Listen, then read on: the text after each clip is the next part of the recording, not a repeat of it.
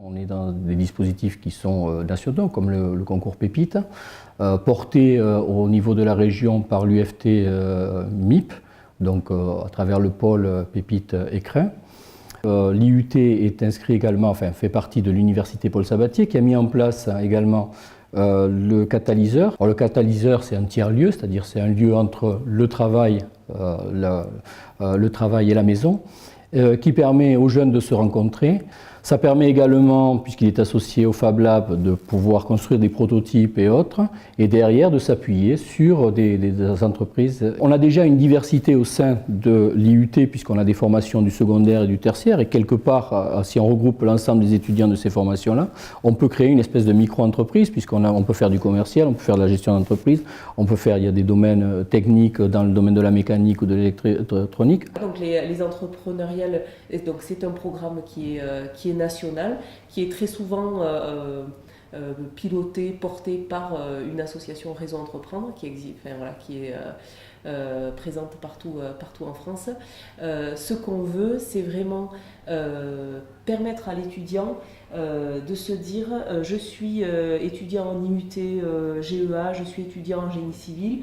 Demain, il n'y a pas que le salariat, ça peut être aussi je monte ma boîte. Alors comment je le fais? On va essayer de leur donner toutes les clés techniques par un accompagnement par un coach qui est expert comptable bénévole, par des soirées boîte à outils où vraiment ils découvrent ce que c'est qu'un prévisionnel, ce que c'est que dialoguer avec un banquier, etc. etc.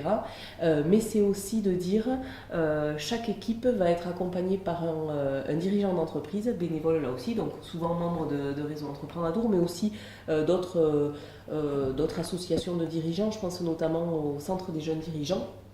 Sur le programme des entrepreneuriales en Adour.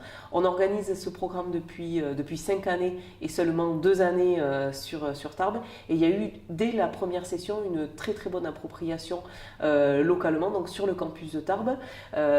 Jusqu'à présent, on avait le campus de Pau et le campus de Bayonne uniquement, où il y a un contingent d'étudiants assez important.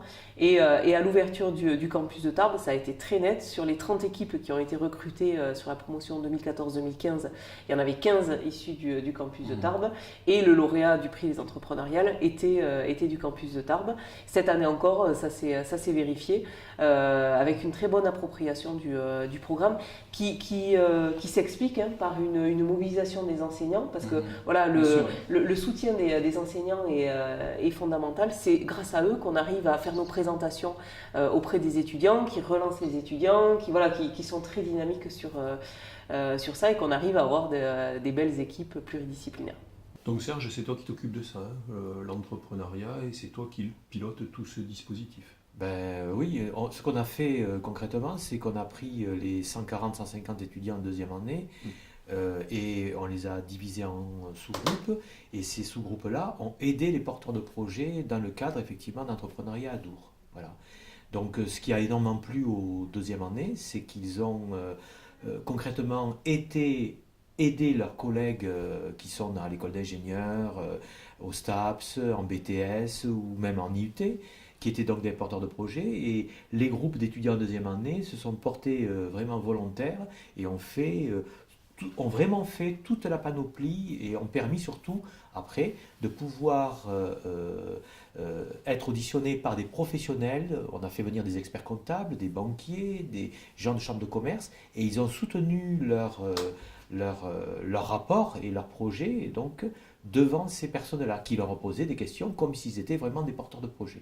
Alors, nous, très concrètement, d'une part, au niveau national, il y a un programme pédagogique qui écrit en toutes lettres le fait que l'entrepreneuriat, ça fait partie de leur formation. Un étudiant qui a un vrai projet de création d'entreprise, même si ça ne rentre pas complètement dans le cadre institutionnel des stages, c'est un étudiant qu'on accompagne. Et on lui laisse toute liberté pendant 2 mois, toujours accompagné par un enseignant-tuteur, on lui laisse toute liberté d'aller au bout de son projet.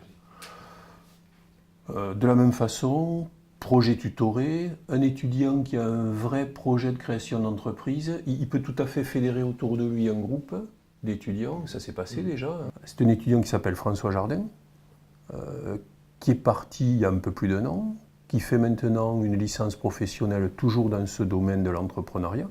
Bon, ça c'est sa partie études, mais il n'empêche qu'en même temps, il a véritablement créé sa société.